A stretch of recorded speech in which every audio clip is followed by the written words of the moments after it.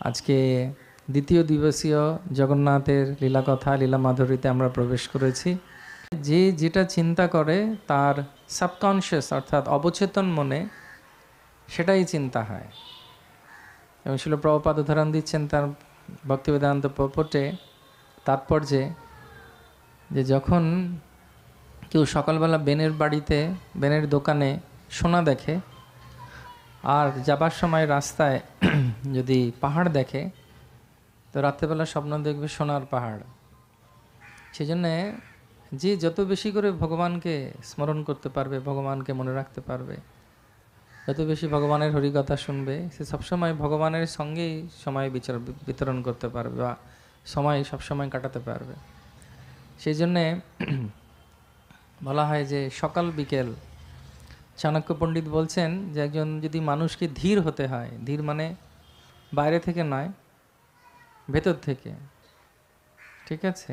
অনেক সময় বাইরে থেকে অনেকে শান্ত থাকে, সে মনে হবে কি শান্ত, ভেতরে আগুন একদম জ্বলছে। হ্যাঁ, মুখ খুললেই একদম আর দেখতে হবে না, সামনের লোক ভস্ম হয়ে যাবে।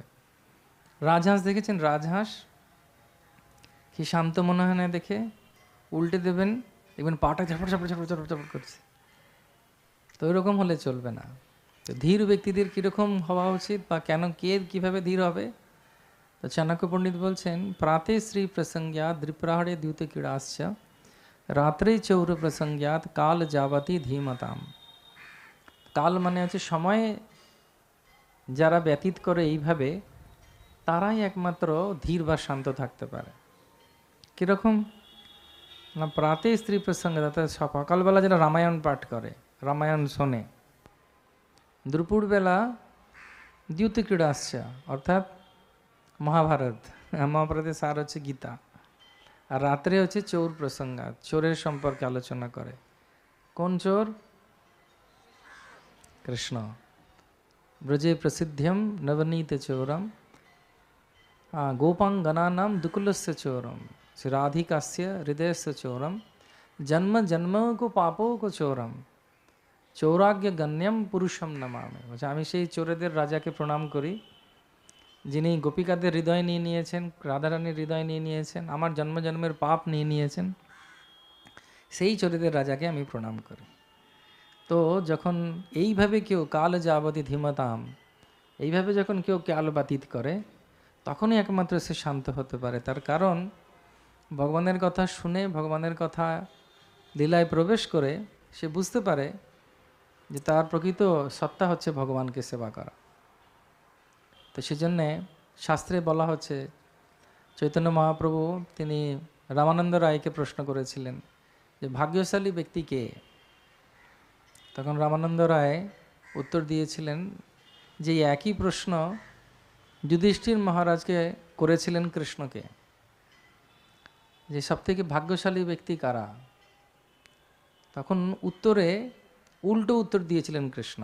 তিনি বলেছিলেন, মাম আরাধ্য দুঃখার্থা কুটুম্বাসক্ত মনসঃ সৎসঙ্গ রহিত মৃত্যু বৃদ্ধ সেবা পরিচ্ছুত।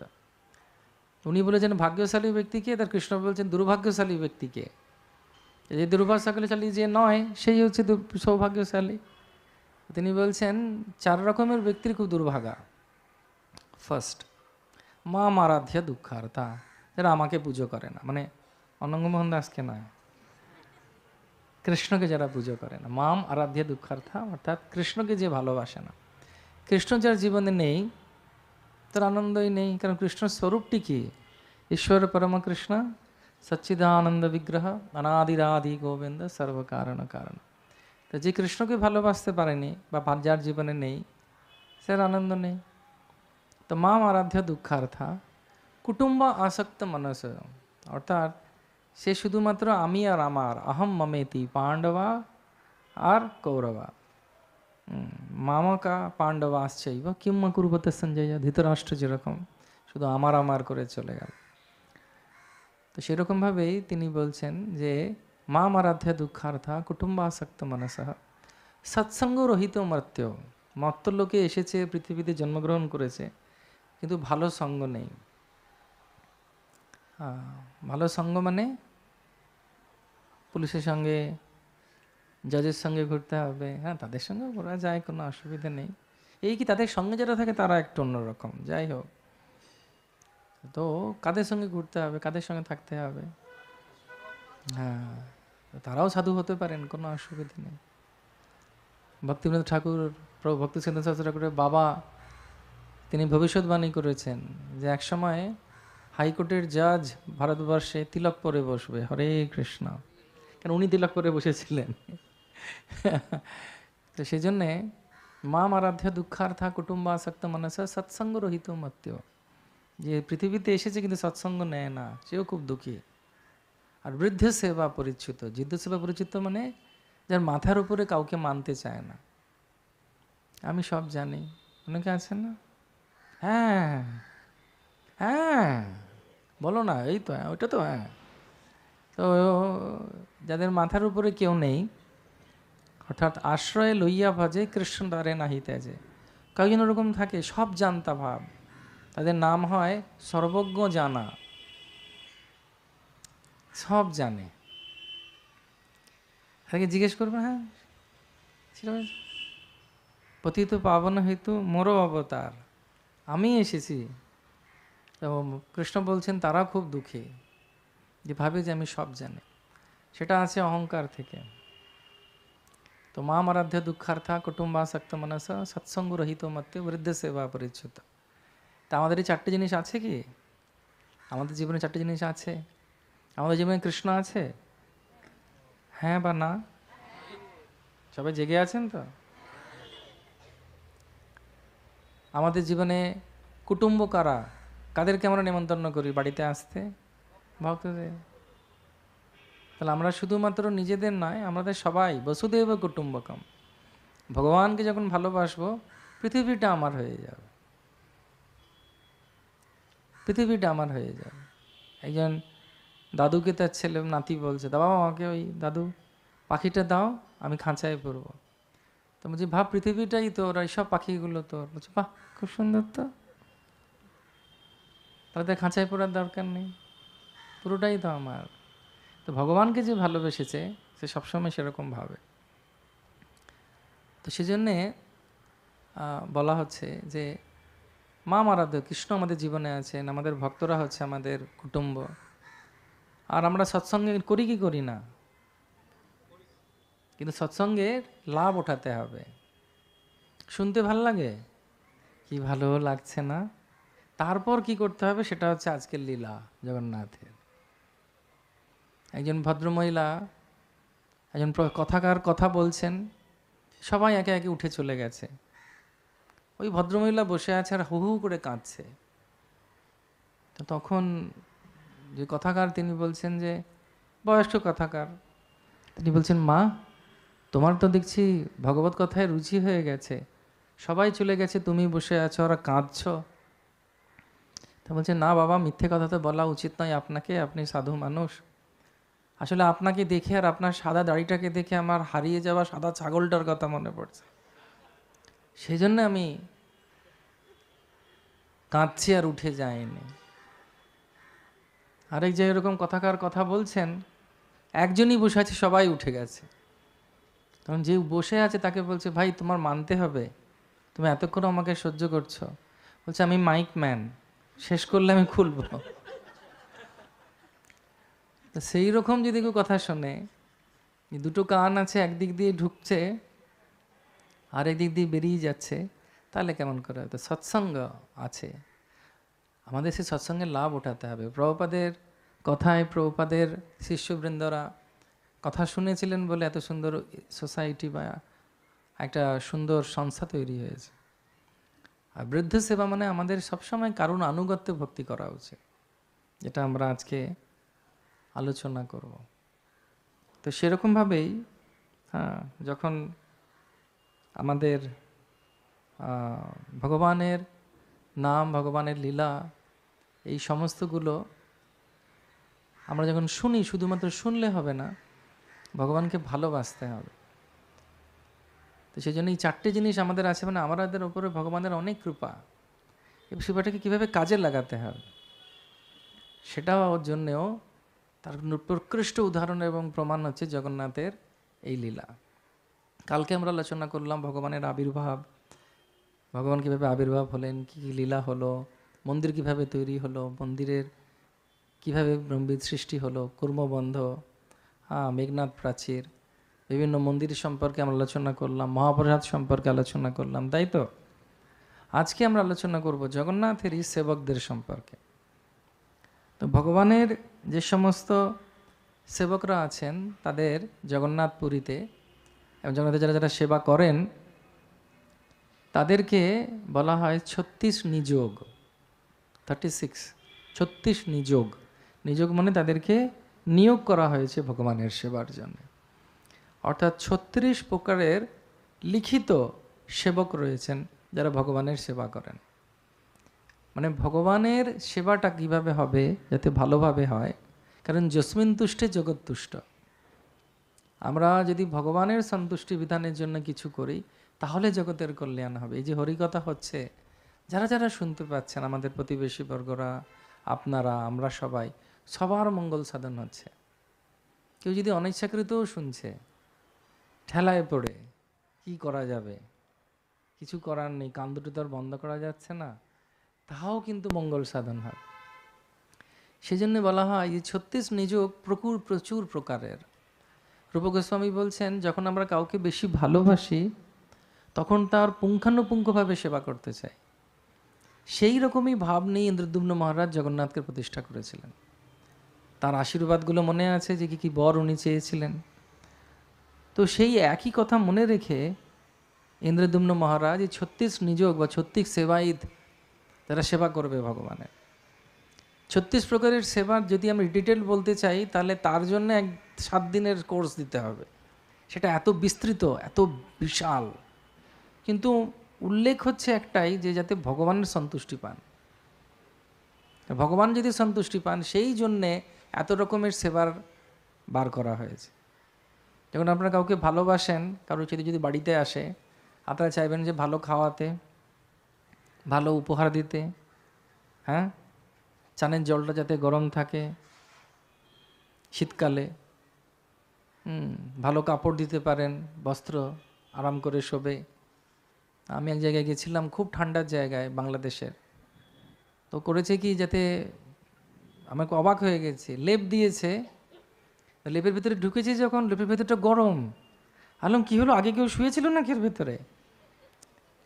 তারা বলছে যে না না না, কেউ শোয়নি এর ভেতরে, কাঠকয়লাকে একটা মাটির হাঁড়ির ভেতরে রেখে গরম করে ওইটাকে ভেতরে রেখে দিয়েছিল। তারপর আমরা যাবার আগে ওটাকে বার করে নিয়েছে যাতে ভেতরে আমরা আরাম পাই। হরে কৃষ্ণ। মানে attention to detail is a sign of love, ইংরেজি ভাষায় বলতে গেলে। যখন আমরা ভালোবাসি কাউকে, আমরা চাইবো তার আরও সেবা হোক, আরও সেবা হোক, আরও সেবা হোক। প্রভুপাদ এরকম জয়পুরে যখন গেছেন, দেখছেন জয়পুরে গোবিন্দদেবকে আতর লাগানো হচ্ছে সকালবেলা। তো উনি ইস্কনে শুরু করলেন যে নৃসিংহ আরতির সময় আতর দেয়া হবে, এসে আতর সবাইকে প্রসাদ হিসেবে সবাইকে দেয়া হবে। তো যেটা যেটা ভালো জায়গায় ইন্দ্রদ্যুম্ন মহারাজ শুনেছিলেন, জেনেছিলেন, শাস্ত্র থেকে জেনেছিলেন, সে সব কিছু শ্রীবিগ্রহের জন্যে তিনি তৈরি করতে শুরু করলেন যাতে ভগবানের আরাম হয়। ভগবান জগন্নাথ পুরীতে 5 বার বস্ত্র পরিধান করেন আর বস্ত্র ত্যাগ করেন। অর্থাৎ 5 বার নতুন জামা পরেন আর 5 বার সেটা ছাড়েন। সেটা যদি কৃপা করে প্রভুপাদ 2 বার করে দিয়েছে, তাহলে আমাদের তো হয়ে গেছিল অবস্থা। প্রতিদিন প্রভু ভাবছেন বোধহয় বছরে 5 বার। হ্যাঁ, অনেক সময় এরকম হয়, কারণ আমাদের ভেবে পারতে হবে না, বাবা 5 বার ড্রেস। রাজা রাজাদের হয়, শিকার করতে গেল, ঘেমে গেল, খুলে ফেলে দিল, কেন, কি দরকার, আরেকটা এসে যাবে। তো সেই রাজা যদি এরকম করতে পারে তাহলে চিন্তা করুন জগন্নাথের কতবার হওয়া উচিত। তো ভগবানের আবার 5 বার যেই বেশ হয় সে সম্পর্কে আমরা আলোচনা করব। তার মধ্যে সবথেকে সুন্দর বেশটি হচ্ছে রাত্রেবেলা যে বেশ দেয়া হয়, সেটাকে বলে বড় শৃঙ্গার বেশ। সে সম্পর্কে আমরা পরবর্তীকালে আলোচনা করব। তো জগন্নাথের 36 প্রকারের সেবা ইন্দ্রদ্যুম্ন মহারাজ উনি করেন, এবং 36 প্রকারের সেবার মধ্যে ভগবানের বিগ্রহর সেবা তো আছে, সব কিছু ওনাকে নিয়েই। আর এরা সবার মিলিয়ে এখনকার সংখ্যা হয়েছে প্রায় ৬,০০০। ৬,০০০ মানে বুঝতে পেরেছেন, একটা কারখানা সেটা চলছে। এটা যে পুরী মন্দিরকে দেখে বুঝতে পারবেন না, ৬,০০০ লোক সেবা করছে ভগবানের। কিছু কিছু সেবার উদাহরণ আমি আপনাদের দেব। প্রথম হচ্ছে শৃঙ্গারী। শৃঙ্গারী মানে হচ্ছে যে ভগবানের শৃঙ্গার করেন, এবং শৃঙ্গারী যখন শৃঙ্গার করবেন তিনি উপরে উঠে শৃঙ্গার করবেন। জগন্নাথের যে রত্নবেদিটা আছে এর মধ্যে ১,১০৮টা শালিগ্রাম রয়েছে, সেটা হচ্ছে রত্ন।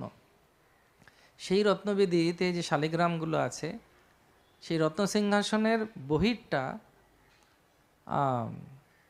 প্রতাপরুদ্র মহারাজের যিনি বাবা ছিলেন পুরুষোত্তম দেব, তিনি কাঞ্চি বিজয় করে এনেছিলেন। সেটা আমি পরে আজকে গল্প বলবো, খুব সুন্দর ইতিহাস। সবার আনন্দ পাচ্ছেন তো? জোরে বলুন একবার। তো এই রত্ন সিংহাসনের উপরে সেবকরা শুধু উঠতে পারে।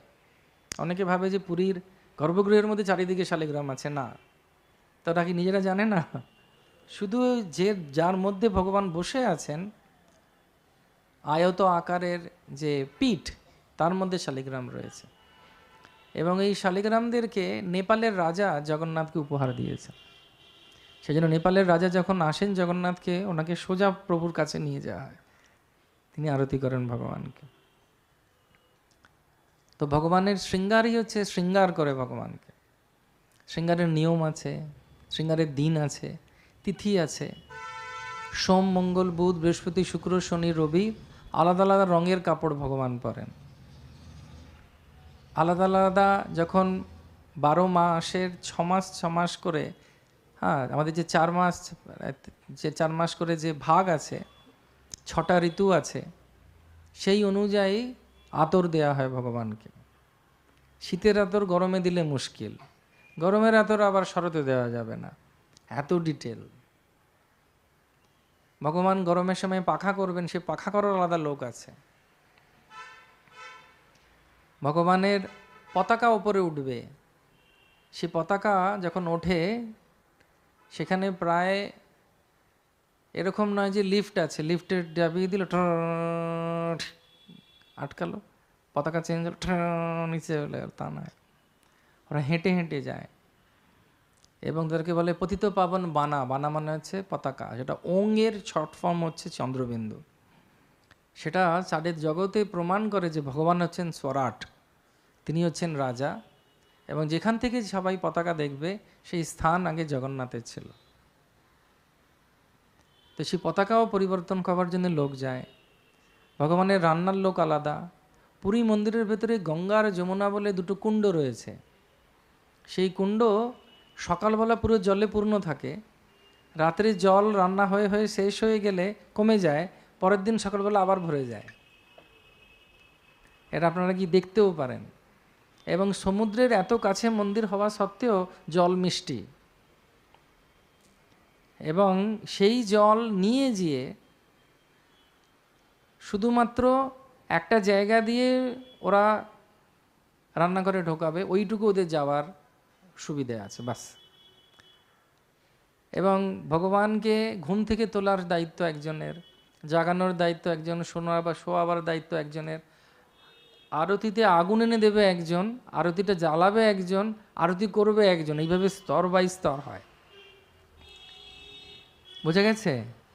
তো কেউ যদি ভাবুন আরতিটা নিয়ে যাবে, যে তার যদি জ্বর হয়ে যায়, আরেকজন দুজন এসে দাঁড়িয়েই থাকবে, সেজন্য তাদেরকে ডাকার জন্য আরেকটা সেবক আছে, ডেকে আনবে। ও ভাই, তোমার সেবা আছে, কিন্তু ও মনে করিয়ে দেবে, হচ্ছে ম্যানেজার। তার নাম আছে, তার কাজ হচ্ছে, এবং তাদের বস্ত্র আলাদা, ইউনিফর্ম আলাদা। যারা যারা জানে পুরী মন্দির কীভাবে চলে, ধুতির কোঁচা কীভাবে দেওয়া হয়েছে দেখে বুঝতে পারবে কে শৃঙ্গারী, কে সুয়ার, হ্যাঁ, কে মেকআপ ম্যান। মেকআপ মানে আমাদের ইংরেজি ভাষায় মেকআপ, সে একই মেকআপ, নাম হচ্ছে মেকআপ। সে সাজায় ভগবানকে। আবার সাজানো এই নয় যে আমার ইচ্ছে হলে এরকম সাজিয়ে দিলাম, লেখা আছে তিলকটা কতটা হবে, কি দিয়ে হবে, কটা রেখা টানতে হবে, ওই ট্যাটু বানাবার মতো নয়, যা ইচ্ছে হলো একটা লাগিয়ে দিলাম রে, তারপরে ব্যাস হয়ে গেল। তো খুব সুন্দরভাবে তাদেরকে ডেকে আনার জন্য লোক আছে। ভগবানের যারা এই সেবাগুলো করে তাদের এরকম নয় যে আজকে আমি সেবাটা করলাম, এই তুই আমার সেবাটা করে দিস না রে, কালকে আমি আসবো না রে, কোথায় যাচ্ছিস, একটু ঘুরতে যাচ্ছি, হবে না, তোমার সেবা তোমাকেই করতে হবে। অনেক সময় আমি দেখি যে আমি কাউকে বললাম কিছু, সে আরেকজনকে বলে দিয়েছে, সে আরেকজনকে বলেছে, দেখার সময় কাজটা হয়নি। আর তবে যখন জিজ্ঞেস করি তুমি করনি কেন, বলছি প্রভু কৃষ্ণ বলেছেন না ভগবদ গীতায়, এবম পরম্পরা প্রাপ্তম এমম রাজস্বীয় বিধ, আমি একা কেন মরবো এই ঝামেলা, আমি আরেকজনকে বলবো তুইও মর। কিন্তু ভগবানের সেবাটা হচ্ছে সেবা, সেটা প্রমাণ করে ওখানে সবাই কিন্তু পরিশ্রম করে। এবং এটা জানাই আপনাদের, 1972 অবধি লাইট ছিল না পৃথিবী জগন্নাথ মন্দিরের ভেতরে, সেটা সম্পর্কে পরে আলোচনা করব। 1972 সাল অবধি পুরী মন্দিরের ভেতরে বৈদ্যুতিক বিজলি ছিল না, সেখানে মশাল জ্বলতো রেডির তেলের। এখনো পর্যন্ত ভেতরে কোনো ট্যাপ কল নেই, যেটা আছে গভর্নমেন্ট থেকে লাগিয়েছে আমাদের পান করার জন্যে। ভগবানের সেবার জন্য কুয়ো থেকে জল তুলতে হয়, শৃঙ্গারের জন্য কুয়ো থেকে জল, মুখ ধোবার জন্য কুয়ো থেকে জল। এবং এই নয় যে টুলু পাম্প লাগানো আছে, আমরা ছোটো ছিলাম টুলু পাম্প ছিল, চালিয়ে দাও জল উঠে যাবে, না, নিজেদেরকে যেতে হবে। এবং যারা পরম্পরা ধারায় একই কাজ করে যাচ্ছে, কেউ যদি ভাবুন আদা বাটা তার হচ্ছে সেবা, আদা বাটা হয় ওখানে, টন টন আদা বাটা হয়। তার বাবাও কি বাটতো, তার বাবা, তার বাবা, তার বাবা, তার ছেলে কি করবে, তার ছেলে কি করবে, তার ছেলে কি করবে। এবার আপনারা পারবেন এটা করতে? যে ভাবুন সবসময় বলুন মন্দিরে এলেই গিরিধারের জন্য শুধু আদা বাটতে হবে, আর কিছু। অনেক এরকম ভাবে, আমরা অনেক সময় ভাবি যে এটা কেন করব, এটা ভালো লাগছে না আর। কিন্তু ভগবত ভক্তিতে সবাই চায় যে যে সেবাটা ওখানে পেয়ে ওদের কাছ থেকে শেখার, এটা কীভাবে ওরা এই মানসিকতাটা রেখেছে। এবং কায়িক পরিশ্রম খুব প্রয়োজন আছে, সেটাই হচ্ছে প্রমাণ করে ভগবানকে কতটা ভালোবাসে। একটা ইংরেজি ভাষায় কথা আছে, arm chair philosopher. Arm chair philosopher মানে অনেক সময় আছে, হাতেও একটা আছে, আর জলটা তো গ্লাসটা দেওয়া যাবে কি একটু, এতে জল নয় কিন্তু অন্য কোনো জিনিস। তারা আলোচনা করে কৃষ্ণ বলে কিছু নেই, এই শরীরটাই হচ্ছে কুরুক্ষেত্র।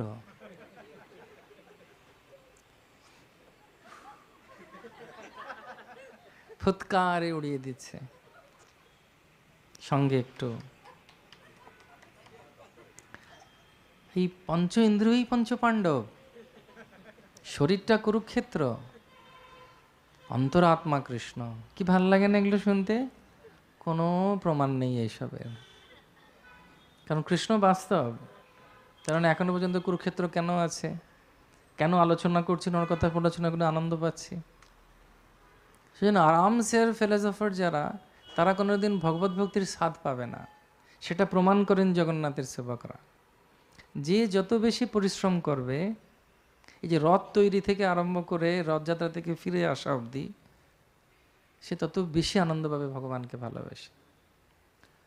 শাস্ত্রে বলছে যে সবথেকে ভালো হচ্ছে ভগবানকে নিজের জীবন দিয়ে দেওয়া।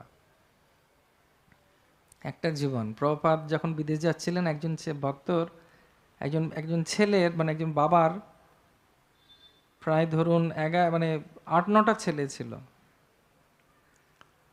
প্রভুপাদ বলছেন একটা ছেলেকে দাও না, আমার সঙ্গে একটু বিদেশ যাবে, আমাকে একটু বয়স হয়ে গেছে, তো তাকেও দেয়নি। এখন প্রভুপাদের কজন ছেলে মেয়ে দেখুন, ছাদেই অনেকে আছে।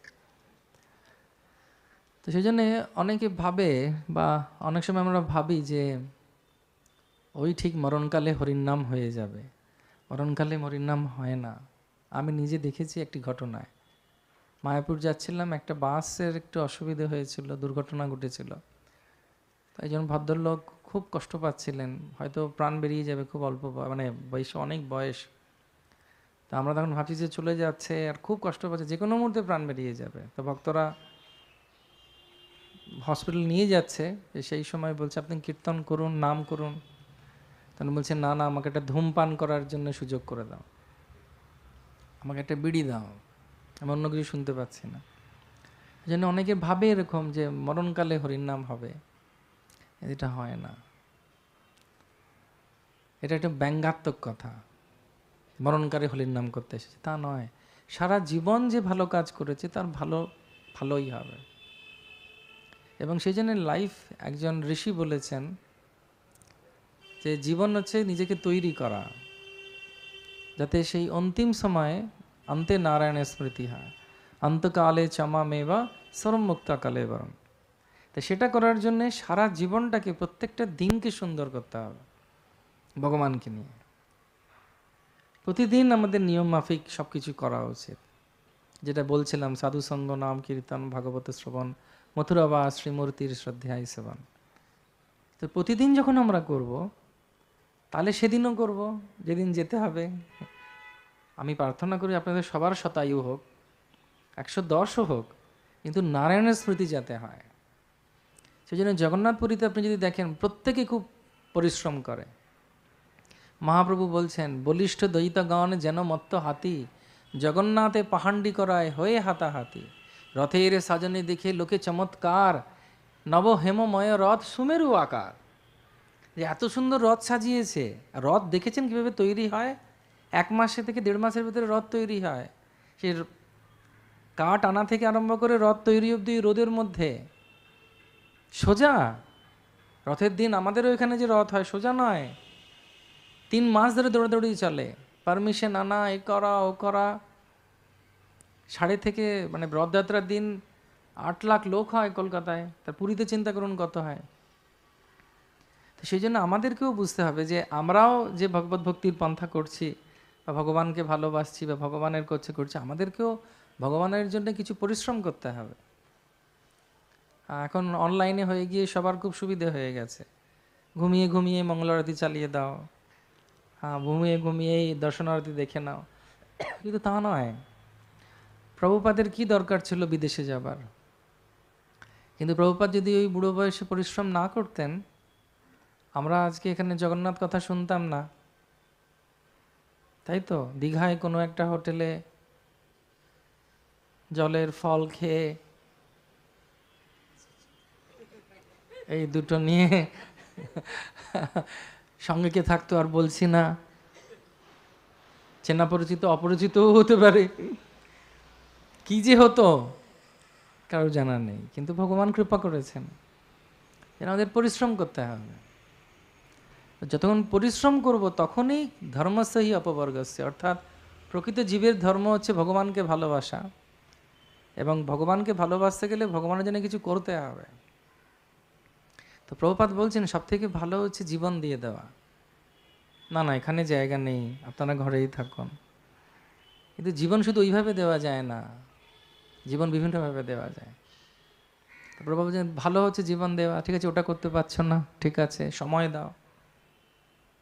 আপনার এখানে অনেকে সেবা করতে আসেন, গোবিন্দর কাছেও যান, ঠিক আছে, সেটাও পারছেন না, তাহলে কিছু গুণ দিন।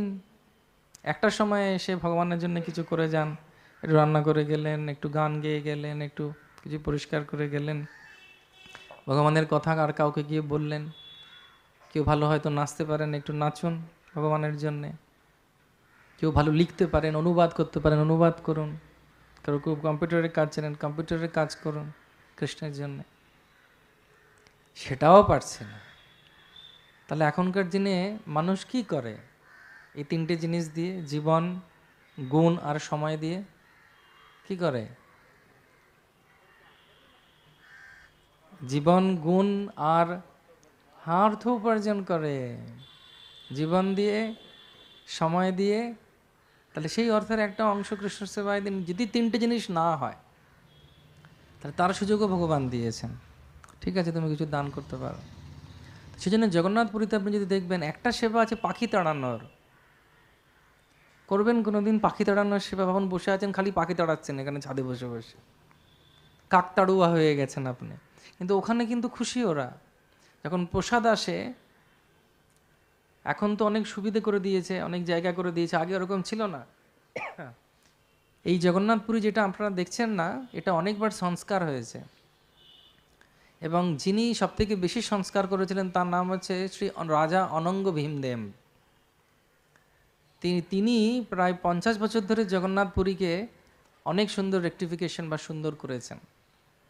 সে সম্পর্কে আমরা অনেক রাজাদের সম্পর্কে আমরা আলোচনা করব যদি সময় পাই। তো সেই জন্যে মুখ দিয়ে আওয়াজ করে ওরা, কীরকম আওয়াজ করে? টক টক টক টক টক টক, যাতে বাঁদর পালায় আর পাখি পালায়, গুলতি নিয়ে দাঁড়িয়ে থাকে। সেটা হচ্ছে সেবা, কিনা ভগবানের সেবা করছে। কারণ ভগবানের সেবা করার জন্য লজ্জা পাবার কিছু দরকার নেই, লজ্জা ঘেন্না ভয় এই তিন থাকতে নয়। সেই জন্য জগন্নাথকে তারা এত ভালোবাসে, অনেক সময় হয় না আমি এই কাজটা করব কেন, এটা কি আমার যোগ্য? কিন্তু ভগবান যেরকম তার ভক্তের জন্য চিন্তা করেন না, তিনি সারথি হয়ে গেছিলেন, সেরকম ভগবানের ভক্তও চিন্তা করে না যে আমার যা সেবা পেয়েছি আমি করব। অনেক সময় আমি দেখি ভক্তদের মধ্যে এরকম ভাব থাকে, মারবো তো মারবো গন্ডার, লুটবো তো লুটবো ভান্ডার, অনেকে বলে না, ছুঁচু মেরে হাত গন্ধ করব কেন। কিন্তু ভক্তিতে প্রত্যেকটি সেবা হচ্ছে ভগবত প্রেম দেবার জন্য তৈরি হয়েছে। সেই জন্য চৈতন্য চরিতামৃততে এই ভক্তি বৃক্ষটিকে ডুমুর গাছের সঙ্গে তুলনা করা হয়েছে। ডুমুর গাছের শাখা প্রশাখা থেকে আরম্ভ করে সব জায়গায় একই ফল হয়, প্রেম ফল, অর্থাৎ ডুমুর। ঠিক সেরকমভাবেই যে যা কিছু সেবা করুক না কেন, ইসকনেও আসলে প্রভুপাদ একই শিক্ষায় শিক্ষিত করেছেন আমাদেরকে। অনেকে ভাবে ক্লাস দেওয়াটাই সব থেকে বড় শিক্ষা, যে ভাবে এরকম তার ক্লাস দেওয়াই উচিত নয়। যে কোনো সেবা তার উদ্দেশ্য একটাই হওয়া উচিত, সংসিদ্ধির হরিতোষণম, ভগবানকে যেন সন্তুষ্ট করতে পারে। তো এই জিনিসটা পুরীর ভক্তদের মধ্যে আছে, যেটা দেখে মহাপ্রভু খুব খুশি হতেন। তারা এত ভালোবাসছে ভগবানকে, মহাপ্রভু বলতেন রাজা হয়েও তিনি ঝাঁট দিচ্ছেন রথের আগে। তো সেই ভাবটা আমাদের সবাইকে আনতে হবে যে আমাদের কাছে কোনো সেবা যদি ভগবান দেন, সেই সেবাটা যেন আমার কাছে মাথায় তুলে রাখার মতো হয়, এবং প্রত্যেকটিই হচ্ছে প্রেম ফল দিতে পারে। কেউ মালা গাচ্ছে, কেউ পূজারি পুজো করছে, কেউ কী বলে গ্রন্থ বিতরণ করতে গেছে, কেউ হয়তো এই জায়গাটাকে পরিষ্কার করে রেখেছে, কেউ হয়তো কোনো মহারাজ বা কোনো বড় কেউ ভক্ত, প্রবীণ ভক্ত এসেছে বয়স্ক, তাকে ঘোরাতে নিয়ে গেছে, কেউ হয়তো জল এনে দিচ্ছে। রথের সময় দেখবেন আমাদের কলকাতাতেও কত রকমের সেবা হয়, কিন্তু কেউ যদি ভাবে না আমি শুধু, অনেকের এরকম মানসিকতা থাকে, আমি শুধু ওই সেবাটা হচ্ছে ভালো সেবা। তো ভালো সেবা বলে নাই, যে ভগবানের সেবা পেয়েছে সেটাই ধন্য, আমার তো আর কিছু চাই না। তো সেই জিনিসটা জগন্নাথপুরীতে প্রকট। তারা সবসময় চায় যে ভগবানকে কীভাবে সন্তুষ্ট করবে, এবং অহংকার করে ওরা বলে যে আমি হচ্ছি ভগবানের সেবক। তো এই 36 নিযোগ যারা আছে তারা এত ভগবানকে ভালোবাসে, আর ভগবানও তাদের সঙ্গে সেইভাবে প্রেমের আদান প্রদান করেন। 1903 দশকে একবার যখন পতাকা উত্তোলন হবে, তখন ছেলের যখন 8 বছর বয়স হয়, সেই পরিবারের যারা পতাকা পরিবর্তন করে, এগুলো সব নীলাদ্রি মহোদয় বলে একটা পাঁজি আছে, নীলাদ্রি মহোদয় মনে থাকবে, আর মাদলা পঞ্জি। মাদলা পঞ্জি মানে হচ্ছে পাঁজি, আর নীলাদ্রি মহোদয় হচ্ছে সারাদিনে পুরীতে যা যা হচ্ছে সত্যযুগ থেকে এখনো লেখা আছে, তার মধ্যে থেকে এই সমস্ত ঘটনাগুলো পাওয়া যায়, যেগুলোর কয়েকটি আমি আপনাদেরকে শোনাব। তো 1903-এ তো বাড়িতে যখন ছেলে ছোট থাকে, তার যখন 8 বছর বয়স হয়, সেই পরিবার তখন তার বাবার কাজে তাকে লাগায়। মানে বাবা যে বলে না বিজনেসম্যানের কাজে লাগায়, যেমন কৃষ্ণের যখন 7-8 বছর বয়স হয়েছিল, নন্দ মহারাজ তাকে কি করেছিলেন, যাও বাছুরগুলো নিয়ে যাও, ব্যবসাটা একটু দেখো বাবা, অনেক মাখন খাওয়া হয়েছে। তো তখন সেই রকমভাবেই তাকে নিয়েও বাচ্চাদেরকে নিয়ে ওঠে। এবার ভাবতে পারছেন 240 ফুট উপরে কোনো রকম কোনো দড়ি না বেঁধে একজন শুধুমাত্র পাথরকে ধরে ধরে ওপরে ওঠা, তাও আবার এরকম নয় যে সিঁড়ি, উল্টো করে উঠতে হবে অনেক জায়গায়, মুখ ঘুরিয়ে উঠতে হবে অনেক জায়গায়। আর উপরে উঠে গেলেন, কিন্তু নামাটা অনেক বেশি কষ্টকর। নিচে দেখতে পাচ্ছেন কত উপর থেকে আপনি রয়েছে। আর তারপরে যদি আপনার উঁচুতে যদি মাথা ঘোরায়, তাহলে চিন্তা করুন কি অবস্থা হবে। আমরা অনেক সময় ভাবি যে সোজা ভগবানের সেবা করা, হ্যাঁ সেবা করা সোজা, মুখম করতি বাচালম পঙ্গম লঙ্গায়তে গিরিম যৎকৃপাতমহম বন্দে পরমানন্দ মাধব।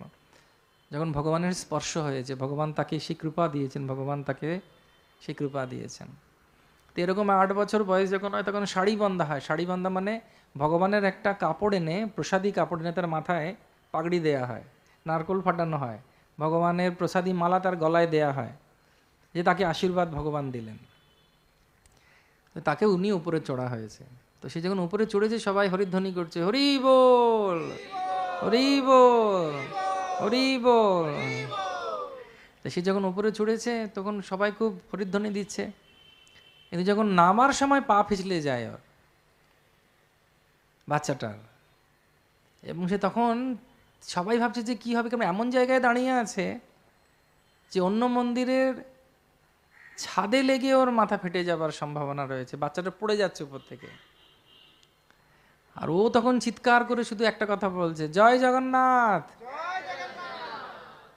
তো মাটি থেকে যখন সে অন্য মন্দিরের মাথার উপরে প্রায় আর 3 থেকে 4 ফিট মতো দূরে আছে, এবং তারপরেই ওর মাথায় মানে আঘাত পাবে, সেই সময় কোথা থেকে 3-4টে বাঁদর এসে ওকে ধরে আস্তে করে নিচে নামিয়ে দিয়ে চলে গেল। নকের ভালো লোকে ভাবতে পারে যে এটা কি সত্যি। এবার জগন্নাথের মাদলা পঞ্জিতে নীলাদ্রি মহোদয়ে লেখা আছে, বাকিটা আপনাদের উপর ছেড়ে দিলাম। এই রকমভাবে ভগবান তার ভক্তদের সঙ্গে জগন্নাথপুরীতে লীলাবিলাস করেন। আরেকবার একজন ভক্ত, সে দেখছে রোজ কারা কারা আসে পুরীতে। এরকম 36 নিযোগ আছে যারা সেবা করছে ভগবানকে, তারা কিন্তু কোনো টাকা পায় না, তারা শুধু প্রসাদ পায় আর বস্ত্র পায়। প্রসাদ পায় আর বস্ত্র, যেটা আমি কালকে বলছিলাম, জগন্নাথপুরীতে যদি জগন্নাথের প্রসাদ না লাগে ভোগ, পুরোপুরি উপবাস করত, কারণ তারা প্রসাদ ছাড়া কিচ্ছু খায় না। তো আরেকবার এরকম হয়েছে যে জগন্নাথপুরীতে, হ্যাঁ ভগবানের নিয়ম আছে এরকম, যে পাখা করতে করতে যদি কেউ পাখা ভগবানের গায়ে স্পর্শ হয়ে যায়, মহাস্নান করাতে হবে ভগবানকে, আর মহাস্নান না হওয়া অবধি ভগবানকে ভোগ লাগবে না। তো সেই সময় এমন হয়েছিল যে অমুক একটা মানে ওখানে একটা নদী আছে, সেই নদীর জল দিয়েই অভিষেক করতে হবে, আর গরমকালে নদীতে জল ছিল না। তো জল যখন নেই, তো 2 দিন ধরে পুরীতে ভোগ লাগেনি। তো পুরীতে যখন ভোগ লাগেনি, তখন ব্রিটিশ সরকার ছিল, ব্যাস থ্যাংক ইউ। তো ব্রিটিশ সরকার হচ্ছে যেহেতু মহাবিপত্তি, তখন গরুর গাড়িতে আর ঘোড়ার গাড়িতে করে ভুবনেশ্বরের জগন্নাথেরই প্রতিভু মূর্তি আছে অনন্ত বাসুদেব, সেখান থেকে প্রসাদ এনে পুরীর মন্দিরে সবাইকে দেয়া হয়েছিল। এইভাবে ভগবান খুব আশ্চর্য রকমভাবে ভগবানের ওখানে সব নিয়ম আছে, এবং তারা খুব এত ভালোবেসে সেবা করে যে আপনি দেখলে বুঝতে পারবেন যে এদের প্রভাব আছে। সেই জন্য মহাপ্রভু বলেছেন যে ধামবাসীদেরকে খুব সম্মান করে দূর থেকে ওদেরকে দেখা উচিত, কারণ যাতে আমরা সামনে না যাই। চৈতন্য মহাপ্রভুর অনেক শিষ্যরা ছিলেন বা ভক্তরা ছিলেন যারা মন্দিরের সামনেও যেতেন না, তারা ভাবতেন আমাদের ছায়া মাড়ালে এনারা অশুদ্ধ হয়ে যাবেন। যেমন হরিদাস ঠাকুর, রঘুনাথ দাস গোস্বামী, রূপ গোস্বামী, সনাতন গোস্বামী, এনারা কোনোদিন ভগবানের সামনে যাননি। বা ভগবানের শুধু মন্দিরের উপরে চূড়া দর্শন করতেন উপর থেকে। তো এইভাবে জগন্নাথের ৩৬ নিযোগ, হ্যাঁ, এই যে সেবায়িতরা তারা সম্পূর্ণরূপে ভগবানের সেবাতে মগ্ন আছে এবং একদিন নয়, দিনের পর দিন দিনের পর দিন একই কাজ করে যাচ্ছেন, একই কাজ করে যাচ্ছেন, একই কাজ করে যাচ্ছেন। কারা করতে পারে এটা? যাদেরকে ভগবান কৃপা দিয়েছেন।